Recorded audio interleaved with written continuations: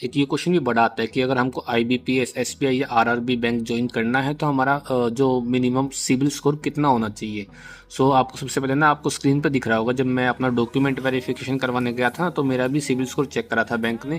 तो चलो मैं अब आपको बताता हूँ मिनिमम सिबिल स्कोर आपका कितना होना चाहिए कि अगर आपको बैंक ज्वाइन करना है तो मैंने सिंपली आईबीपीएस क्लर्क का नोटिफिकेशन खोला हुआ है। आप इसमें भी आप देख सकते हैं the minimum credit score is required. Same line आपको आईबीपीएस, एसबीआई, आरआरबी, आप कोई भी आप बैंक का नोटिफिकेशन ओपन करोगे आपको सेम लाइन दिखेगी। मिनिमम सिबिल स्कोर मांगते हैं बैंक।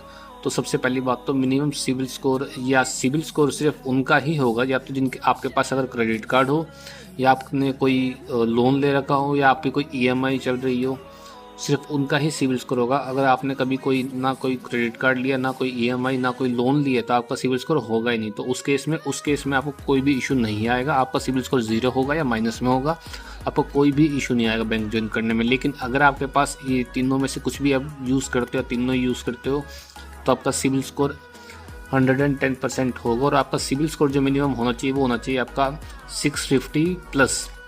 आउट ऑफ 900 में से 650 से ज़्यादा आपका सिबिल स्कोर होना चाहिए। अगर आपका 650 यानी कि 650 से कम आपका सिबिल स्कोर है तो आपको बैंक ज्वाइन करने में दिक्कत होगी।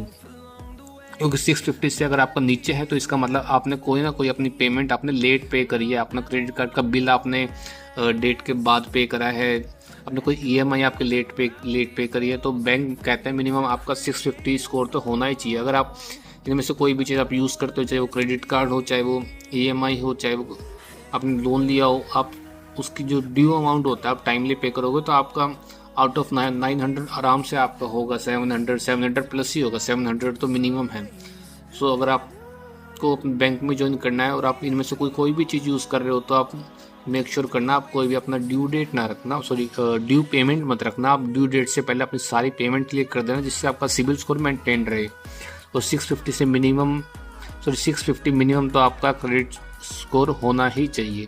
ये बहुत नीड है। अगर आपने कभी भी कोई भी चीज़ इनमें से यूज़ ही नहीं करी है तो आपको कोई भी इशू नहीं आएगा, तो आपका ज़ीरो होगा और उस केस में आपको कोई भी इशू नहीं आएगा। लेकिन अगर आपने यूज़ करा है तो मिनिमम आपका 650 तो होना ही चाहिए। अगर आपको कोई भी और डाउट आता है तो आप नीचे कमेंट करके बता सकते हैं, मैं आपका उसमें भी हेल्प कर दूंगा।